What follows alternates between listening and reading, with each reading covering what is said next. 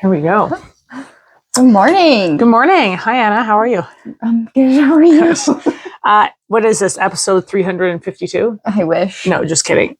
8. 8. There we go. Episode 8 of Between the Rounds. With Alex. And Anna. So we're gonna do a little off script, I think, a little bit today. Yes. We like to go off script. Yeah. Though, anyway. But we are going to be talking about relationships today. Relationships with sports, boxing. Yeah, like with your coach, with other athletes, and then your family. Are you good there? You're a fucking gong show. And then with your family, your spouse, your kid, all that sort of stuff. But first, we were just talking to one of our clients here. His name's Scott. He's one of our favorite Stevie listeners. Is what we like to call him on the team. We call him Stevie. He's had one fight so one far. Fight, yeah. Last year in he's BC. an important person on the team. Mm-hmm. I think he's solid. He's a great coach, great at helping out, but he's passionate. And so, okay, this is what we're going to talk about to start off. So I had a client in my other gym. This is a sensitive topic, so I'm sure it's going to, I don't know, maybe get some different views. And we accept all views. Yeah. So I had a client in my other gym saying, that she thinks that everybody should be able to compete in boxing, right? People should be able to be whoever they want to be, and they should be able to compete. So we're talking about, obviously, people that, are transitioning from girl to boy or boy to girl. And, normally, I don't really give a shit. Mm-hmm. Yeah, you don't really care about that. I don't care. I just want people to, be who they want to be. However, there is this card, this all-female card that's been held in BC several times. It's a great card. And I think the past couple of years, they were accepting of everybody, which that's amazing. Mm-hmm. I will say, though, that, I don't know, I do think that for a safety factor in boxing, there's a line that has to be drawn. So I think that if you've fully transitioned, right? If you are if you fully transition, then it's first off, it's nobody's business. So you don't even have to tell anybody. Right. However, I do think that if you are a female identifying as a male or a male identifying as a female, and you go in to fight a female or a male, I do think that there are some major safety concerns, right? For example, I have, we have lots of athletes here that are around the 130 mark. So that's what I'm weighing these days, 132. Side joke. Different topic. Anyways, 132, not great, but that's what I'm weighing. And I just think about if I was actually physically full on 100% fighting Luis, Baby Blue, Amir. Oh yeah. Oh God. Amir, let me tell you, Amir takes your head off. Yeah, right. He comes for you. He hits hard. But so if I'm 100% fighting, yeah, these people at that 100% rate, yeah. The power's just not the same. No, it just isn't. Males are just, they're stronger. They're stronger. They have better lung capacity. Anyway, so it's it becomes a safety factor. So I have said to Anna, look, I full on said to her, if that were to ever happen, again, if you don't know, if they fully transition and that's the life they're living, you don't know. You just don't know. Right? Yeah. And that's fine. Okay, great. But I guess what I'm saying is that if you are technically still a female or still a male and you're fighting, on the opposite side. You're fighting on the opposite side. I personally, if I wouldn't put my daughter in to do it, I'm not going to put my best friend, but also any of my athletes, right? And then the flip.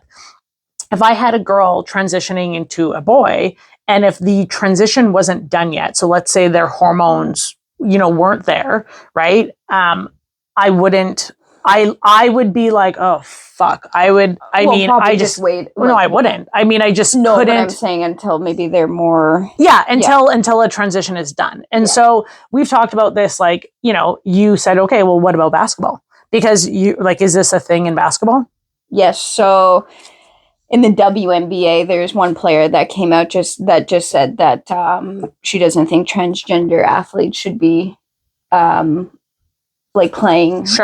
in WNBA or whatnot. Is there any? Not that I am aware of. Not that I'm aware of. No. Okay. No. So I guess. No. But then, it's been a big topic. Like, she's been booed recently for her views. And there's a few NBA players who have retired that have come out to say, oh, well, I'm declaring for the WNBA next year.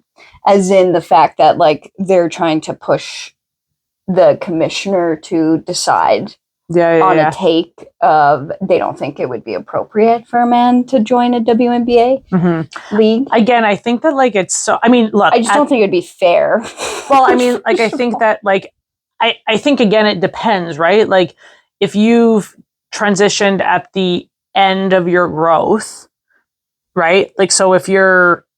I mean, then it probably is different than if you've transitioned at your adolescence.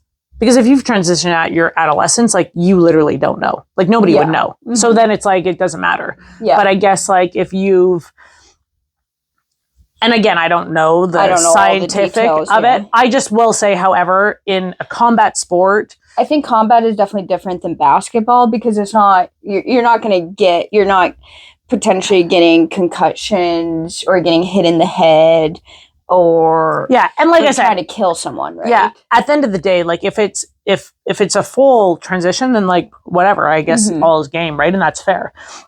I think somebody said it takes 2 years for hormones to change completely. Crazy Again, fast. I don't know the actual facts of it, so I just think that if it was my daughter and she was gonna fight somebody who hadn't completed transition, I would say no. Mm-hmm. I would say no. And this is also been a topic with Boxing Alberta.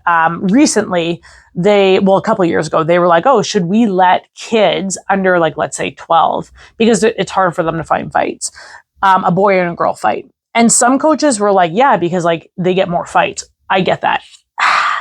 I said no, because I just think again, having a 10-year-old girl go in against a boy, and honestly, the girls at that age are stronger. Right. So a girl might even do better. But having a 10-year-old girl go in against a 10-year-old boy and having one of them lose, okay? Whether it's a girl or a boy. And essentially beating someone. Yeah, right? So you're getting beat up by a boy, okay? I don't know, mentally, I just don't know if that's something that I don't think at that young age that you have no... I don't think that you even have enough understanding. I just think it might be more effective than what people think. And then vice versa. If you're a 10-year-old boy and you go in and fight a girl and she kicks the shit out of you, I don't know, is that going to affect you in some way? Well, I'm sure you're going to get made fun of by the other boys. Right? So I just think that there's certain things that and I mean, girls and boys spar all the time. So this is it's not a... And it's weird. Why is it but I would say even with sparring, though, you don't put a girl in with any guy, though. No, right? It's the same thing. And I think that, this ties into the relationship, right? When you're with your boys sparring at your gym, their job is to push you. Their job is to make sure that they are hitting you, with, and keep you honest. Respectfulness, But let me tell you, if anybody, if a different boy came into our gym and let's say you went into the ring and let's say this boy fucking laid you out, let's just say, right? Wouldn't happen, but let's just say, I would think that our boys would not be okay with that. I would think, yeah. I remember when I used to spar with, back in Prince George, inner city boxing with my home team, Kenny and Jag. I remember one time Kenny actually said to me, I think it was a training camp, after Christmas, Kenny was like, nobody fucking punches my Laho. I fucking punch her and that's it. He would he was like, brother protector. Yeah. It was he could hit me. That was fine. But like if somebody else hit me like that, he wasn't okay with it. Right. And so it's interesting. So I do think that there's like this complex thing that, you know, and it really all goes back to like trusting your coach, trusting having these conversations beforehand, going to tournaments. Cause like this is the world now, right? Like you kind of have to have these things I think if ironed you just out.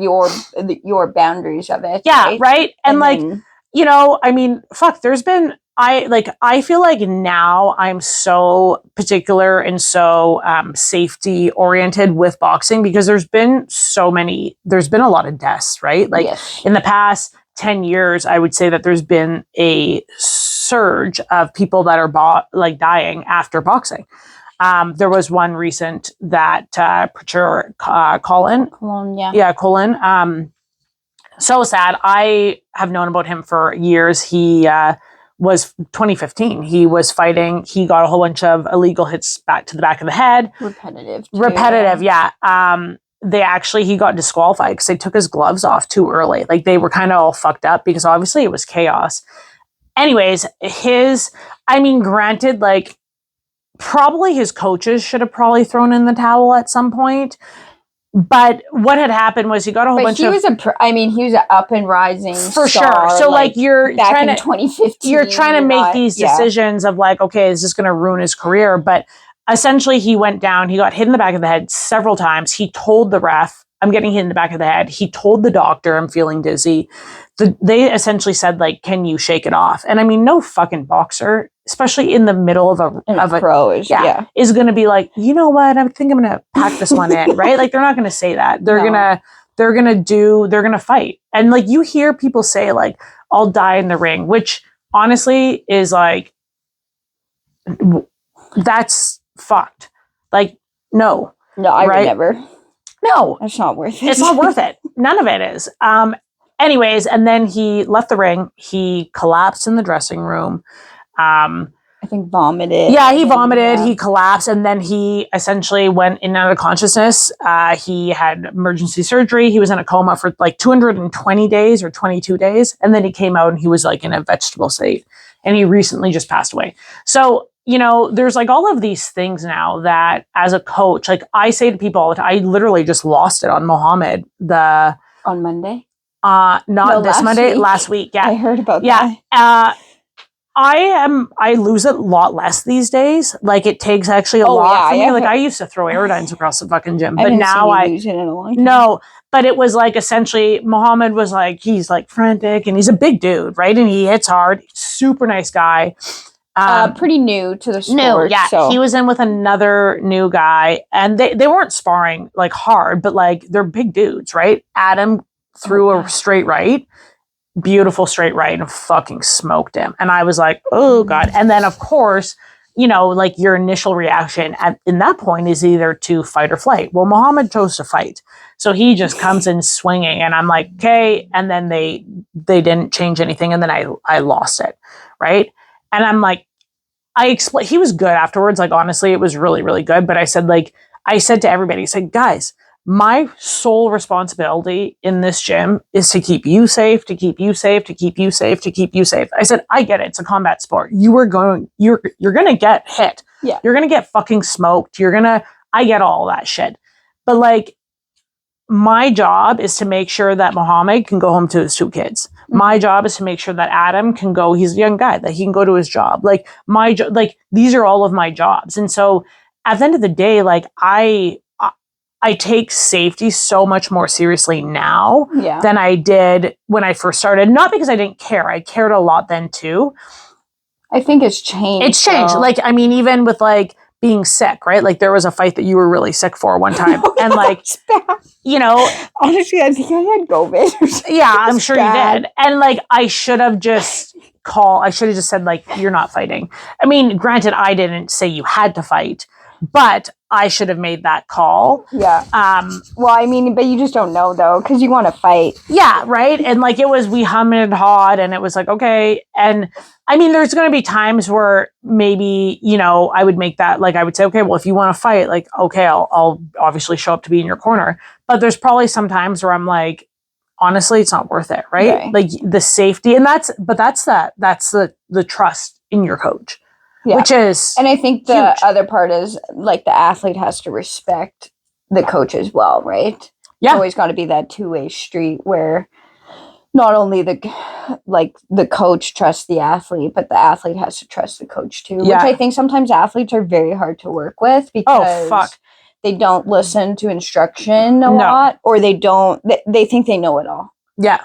And so we see it from two different angles, right? Like completely different angles. What you see in the ring is completely different than what I see on my side. Yeah. And that's why you have that person there. And I think that like so much of it is, I mean, you spend so much time with your athletes, right? Mm-hmm. Like I mean, if you're prepping to fight, for sure. Yeah, like, you know, but I mean, like, fuck, I literally see my athletes more than I see my family. 100%. Like, and so it's, this thing becomes where, I mean, my athletes, especially when they're fighting, like, are, I mean, in a way, right? Like, Anna is, you know, a year younger than me and she's my kid. Like, you know, like at that point, that's what it becomes, right? Like it becomes this, like, you care so much about that person's health, wealth, like well-being, fucking everything, right? Like you're so invested, their prep, their fucking weight, their sleep, everything. Like it literally becomes almost like a, you know, I'm like, how is your sleep? How is, like, it's this, the check-in is, it's like you're talking to a 6-year-old.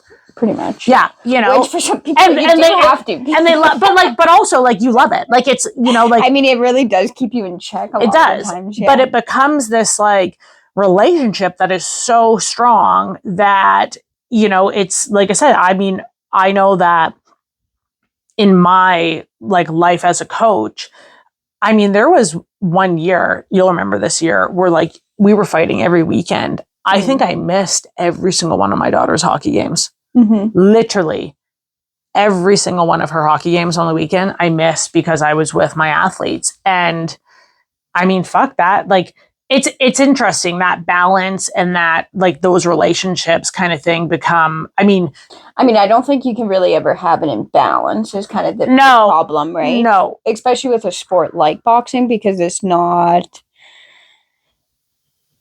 a serious sport. You can get hurt. It'd be like if you're training for a basketball tournament, like, okay, like, whatever. Yeah, if you fucking win, you win. You lose. Yeah. It's not that big of a deal. Yeah. But with boxing, I think it's so much more important because you can get hurt. Hurt. And so you're putting everything into it to be prepared. So I don't know if I think if you're in a training camp mode, like if you have a fight coming up, those, let's say, 8 weeks before. I mean, for amateurs, it's so much harder because you have the whole season that you have to be prepped. But I don't think you can have great relationships outside of that time. I just don't. Not the way you want them to be. No, it takes, or really how the other person wants it to be. It takes a toll. Like, I mean, when you first started boxing, like it's better now because it's been a minute. But like when you first started boxing, like with your family, it was hard. Oh yeah. Like I mean, Anna's European, so food is super huge. Like Sunday family dinners. Yeah. This bitch would show up with her fucking Tupperware dinner. And my dad wouldn't even. Her family hated me. They were like, she's a bad influence. Yeah, I wouldn't come with a hard-boiled eggs. Probably my dad was like, that's not food. Yeah. What is that? Yeah. Like, well, this is how I'm losing weight. Yeah. They would not. They just don't get it. No. Yeah. Which I don't like. Why would they? Yeah, for sure. Yeah. But I think that was a big part, was like food. I think you miss out, especially if your family does meet up a lot, like for, let's say, dinners or whatnot. You kind of miss out on that a bit. Yeah. And then like training wise too. If you're training a lot on the weekend, you're not going out. It's priority, right? With friends. Yeah. Right. You're not going to the movie theaters to grab popcorn and watch a movie with your friends Friday night and getting to the tracks. No, and then you just like don't even, well, it's funny because I actually say and then you don't want to do that. No. I say to the boxers, like, you know, there's an ongoing joke. Like, I'm like, during fight season, I'm your fucking girlfriend. I'm your girlfriend. I'm your fucking... They haven't listened, Yeah, by the I'm way. your aunt. I'm your fucking mom. I'm your everything. Like, I literally am the most important person in your life. They don't listen. Okay, we'll throw Luis underneath the bus here. We're throwing Luis. Luis. Which he hasn't... Has he officially said?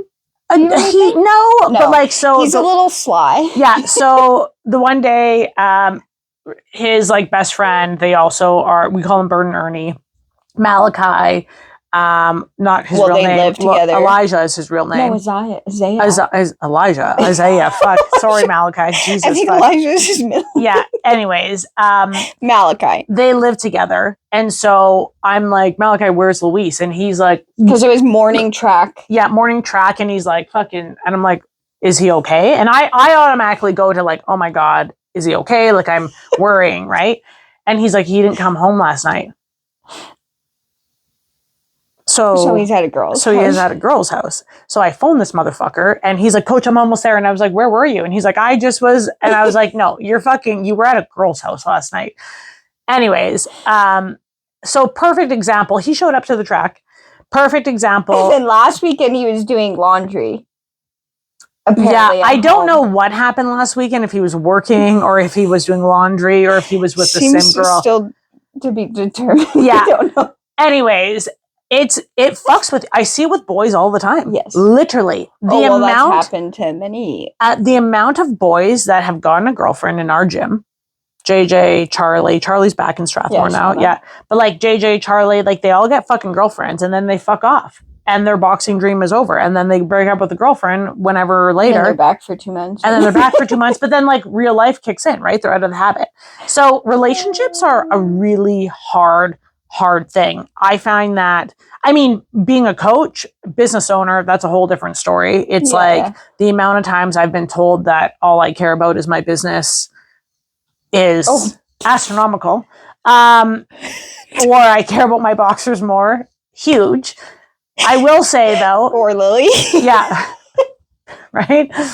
It's not true. I care about everybody, but the only way that you make this system run efficiently. I mean, but you do have to care a little bit more about your business because that is what feeds you and feeds your family. Yeah. So like, what the fuck do you want me to do, man? And like, the only way I can actually, like, the amount of love and support you have to put in to, I mean, this is a thing with fighting, right? Amateur. You don't make fucking money off of them. No. I lose money on amateur boxing, but you can't have a boxing club without the amateur boxing. Yeah. Right? So it's like, it's one of those things where you say, okay, well, I mean... Unless you're just a boutique boxing which, like, gym. fuck that. Yeah.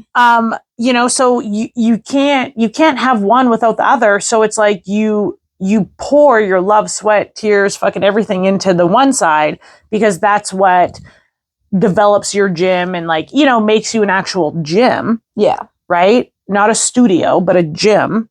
And it's like, you have to pour that, but then you also have to pour the same love and attention into the business side. Yeah. I mean, that in itself is enough. That's a lot of love and attention.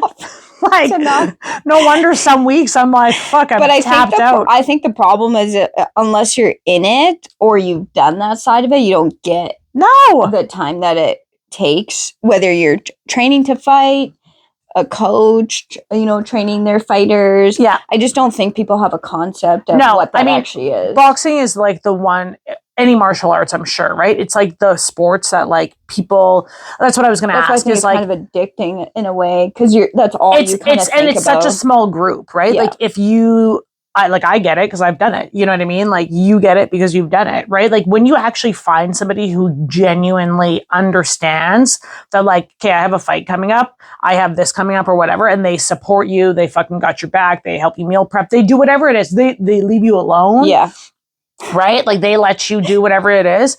That is somebody who it's a special relationship. And we're talking like, intimate relationship. We're talking fucking friendships. We're talking like all of that, Family, it's a whole, I mean, that's why I think Anna and I also like, we travel so well together. We get along so well together because we have that understanding of like, this is a lifestyle, right? Like she's committed to boxing, I'm committed to boxing.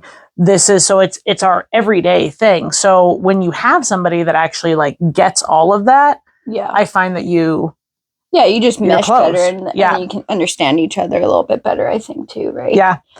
What has been the funniest like relationship thing, like maybe from your parents or whatever, that you've ever had to like misconception, I guess, or like, you know, that you've had to explain? Well, I think like I didn't have to explain it, but I think when my dad broke my arm with the truck. Yeah. And then you rode with him because we were moving that gym equipment. Yeah. And I went to the hospital. You rode with him out to Stroud or something. Somewhere, picking up some equipment. And he had asked you, what was it like? Why is boxing so barbaric? He said it's he like Anna hadn't fought yet. Have you fought? No, I did. Just one fight though. They didn't watch you fight. No. So Anna's dad broke her arm by driving a truck into her. Into the loading dock by accident, of course. Just kidding. It was. He felt awful. He also was like, "Do you think it's just sprained?" It was like this. Her arm was like there was a dip, and I literally was hanging. Yeah, it's like I think it's broken, and it was. We were riding together, and he was like, you know, boxing's like fighting is so barbaric, right? Like it's just so. And I was like, it's actually the only sport where you don't like have an issue with somebody. So I said, when you fight somebody in hockey, it's because you have an issue. I mean, if you fight, you get angry, like, right? It's like, like there's all of these emotions. I said, could you imagine if a basketball, like that's like a big thing. I said, boxing, this is your job. I said, the most beautiful thing about boxing that I love actually, that I think is superior to fucking any other sport, or like we'll say martial arts, right?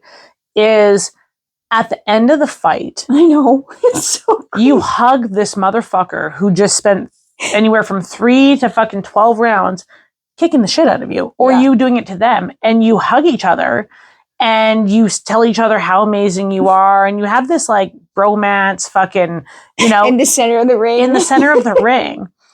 And it's incredible. Like, it's like, there's been so rare fights where it's not ended like that. And we're talking about pro, amateur, whatever. And I'm like, and your dad like stopped and he was like, yeah. And I said, it's the only sport where it's like, you have almost the highest you're level not of mad respect. at that person. No. I said, you literally like, you have so, and again, this is a relationship thing, right? Like the respect that goes on is fucking crazy. And I mean, we've been to tournaments where, like, I mean, fucking Stevie was talking to his opponent last year. I'm like, stop. Just talk to him afterwards. Yeah. Like, literally, like, don't, like... They become buddies. Don't be buddies with him right now, right? Like, you almost have to, because it's such a respect and it's such a common... And that's what it is that this person has been training the same way you've been training. Yeah. This person gets all of the sacrifice. So it's like this bond. It's like this trauma bond, really. It almost really is. Crazy. I know. That you have with this person. And whatever happens. And you're fighting them. I know. Right? Anna and I, when we spar, people are literally like, the fuck are you guys mad at each other? And we're because like, no. Nothing. We just like get into it, right? And like, and we'll and I think it's like you're deciphering the opponent, the IQ of it, you're trying to put on a good fight, and we'll talk about how good we hit each other at the end of it. We'll literally like laugh and we'll be like, oh, you caught me with this fucking mean left hook, oh, you caught me with a straight right, like, and we'll laugh about it, and we'll, you know, it's an interesting thing because it's really like this mutual like respect that kind of goes on, and you almost have a relationship with your opponent, which is fucked. Yeah, so I think that one I thought was kind of, and then now for a while there, he would always watch a lot of boxing. Yeah. Well, like now when they come, they're fucking into it. Yeah, my mom loves it. Well, she doesn't love it, but when she gets there, she does. Yeah, she gets right into it. So yeah. Do you think that it is possible to be fully committed to an elite sport or coaching and then be committed to people around you? Or does No. something always have to give? So like, Yes, yeah. I just don't think that's possible. I think too, right? Like it's hard when you're fighting, when you're getting ready to fight, like let's say 2 weeks out, for sure the week out, it's hard to do your job. I will, to be honest, I can't really focus on my job. Mm-hmm. So I will do the bare. You don't give a fuck. You're just because all you're doing is you picture this. You're picturing this a fight. Like you're talking to somebody, and all you picture is this fucking fight going on. So you're like this. You're like I won't book people that week just because I don't have the capacity to. So even that I totally minimize that part of it. For sure the week of, and then maybe like 2 weeks out, maybe a little bit. Yeah. But no, I don't think it's possible to have both. I just don't think so. It's hard. And I think if someone expects that, I would say being a boxer or being a fighter is very selfish. Oh yeah. It's probably one of the most selfish sports, right? Like it's so funny because when you're boxing and when you're getting ready to fight, like you're in the zone, you're like all of these things, and it's like, I've seen it with like, I'll say like young kids. They're not young. Sometimes they're 20. Like their girlfriends are like, and I'm like just get away. Fuck off. Would you they need to be just in a room with like, preferably me, or somebody else, like a coach, just like, or nobody, or their team. Like you need to fuck off. It's interesting because I think it takes somebody on the other side to be super secure. Oh yeah. To be okay with, I'm not kind of part of this, and I'm not there after, and I'm not the center of attention, and I'm not this, and I'm not that, and like it'd be actually interesting to hear on the flip side, like depending on, especially because I'm a male coach, if there's any jealousy over that relationship. Do you get what I'm saying? Like from a male, or like from like a spouse, right? So like if I have like a male, and I'm not like, and I'm talking like, anything from like a 20-year-old fucking kid that I think of as my child. Like if it would be interesting to me to hear if their girlfriends would be jealous of you. Of the relationship, not of me. No, but that's like, of the relationship. You know what I mean? Because it's like, especially someone that's younger and probably immature would think that.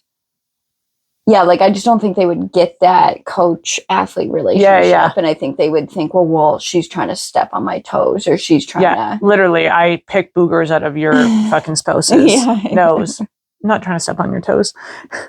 But like I think they get intimidated. Because I think that goes across the board, right? Like, and I know that I've had it on my end, right? Where it's like, there's this, and I get it. Like you're putting so much energy. The one thing I will say though is that I'm gonna give a little shout out to my daughter because it like makes me cry almost. Right? Here we go. There's been so many times where my only daughter could have gotten so jealous, right, of like relationships I have with athletes, with her fighters, with my fighters, with even clients, right? Like there's a big love fest going on at Undisputed, like meaning we all really care, and I'm really invested. And she's probably the one person who has never. No, she has said things to me like when she was young, it like literally like stops me in my tracks. Probably when she was fucking 10 years old, like 10 or 11, like with like Ewell and all them. Like I literally remember. Oh yeah, well with Ewell, I mean you'd be gone like every weekend. Yeah, I remember like talking to her and being like, oh, like I'm gone this weekend. I'm not going to be at your hockey, and it killed me. Like it was like a hard. Mm-hmm. It was a hard thing, and I was trying to really build my business, and all these things, right? And so sacrifice, right? And I remember saying to her like, I hate missing your hockey. And she was like, Mom, it's okay. First off, she would be like, I have my dad there. Okay. Good thing he was there for one fucking thing. Just kidding. Not really though. But I have my dad there and I have Papa there, my dad. And she's like, Mom, who does he have? Like, she literally said that to me. He has nobody. You know, like, you're that person for him. And she will stand by that over even now. Over and over and over again. And now, like, it's cool because, like, she's actually been in Anna's corner before. Yes. She loved it. I was like, why are there two voices that sound exactly the same? They're saying the same thing. The same thing. But she loved it. And I honestly, like, now it's fun because we get to kind of do a little bit more of that. Like, she loves to be a part of it. Well, whenever I fight, I'd have her corner. If she's around. 100%. And she eats that up, right? Like, she has said to me now, like, Mom, you know, I want to take over Undisputed eventually, or be a part of it, or when I die, right? Great. Awesome. Awesome. Planning ahead. Yeah. But anyway, so like that's the one person I would say that through this whole thing has always been like 100% not, and she's probably the only person that should be jealous. Oh yeah. Right. Sure. Like, but not jealous, she's so secure. You know, and she's just like she wants to spread the love and wants to see everybody succeed. So great job, Lily. Great parenting. Right. Good job. Okay. Rapid fire. Should we, I'm going to ask you. Oh God. I'm not very good at rapid fire. Okay. Because my brain's too slow. It is slow a little bit. No, I'm just kidding. It's not. It's just a little slow. I need time to think. The one person who has supported you without question. Alex. I knew that one. Something you've had to apologize for because of training or the gym. Something I've had to apologize? Well, because I train too much. Okay. Yeah. A green flag in a partner for an athlete or a coach. So that means a good thing. Thank you. I would say like self-confidence. They stand on their own 2 feet. Yes. I will say though, you know what I don't love? What? When you're dating somebody and they don't come and watch you fight. Remember that, like, what the fuck? Remember we had, it was Derek. I'm sorry, Derek. Remember when Derek was dating, I think his, his ex-girlfriend. No, they're not together anymore. No, for good reason, probably. Not together. Yeah. She never came and watched him fight. And I was like perturbed by it. Weird. I was like, that's not, so I don't like that. So partners, if your partner is fighting, go support them, but don't make it about you though. Yeah, like just like shut up and sit there silently, but like be there. Red flag in a partner for an athlete or a coach. God, there's so many. I mean, there's a lot. Yeah. I think over communicating all the time. Oh yeah, needing a lot. Yeah. Being needy, not understanding the time commitment. We need to do a whole podcast on this shit. On relationships. Yeah. There's a lot. Those are probably the biggest thing. Too much effort. Yes. Too much effort. Okay, finish this. People around me deserve more credit for their coaching. There we go. Finish this. What I've learned about relationships from this sport is, I got so many that you've learned. That I've learned? Yes. Well, I would say probably to trust people. Oh my God, that's what I was going to say for you. It's okay. And then my immediate would be kind of like, what, relationship or coach? Just like, I would say trust. I would say communication. I would say openness. Yeah, openness. But also like, I'm happy. Yeah. Okay. Well, there you have it, guys. There's a mosh podge of, who should be boxing and who shouldn't be. Yeah. Relationships, trust, we went safety. Through a lot. Safety. Be safe in boxing. Remember, and stand up for your fighters too. And trust your coach. Yeah. So the next time on Between the Rounds with Alex and Anna, we'll see you guys soon. Bye. Peace out. Oh, come on, knee. Is your knee sore?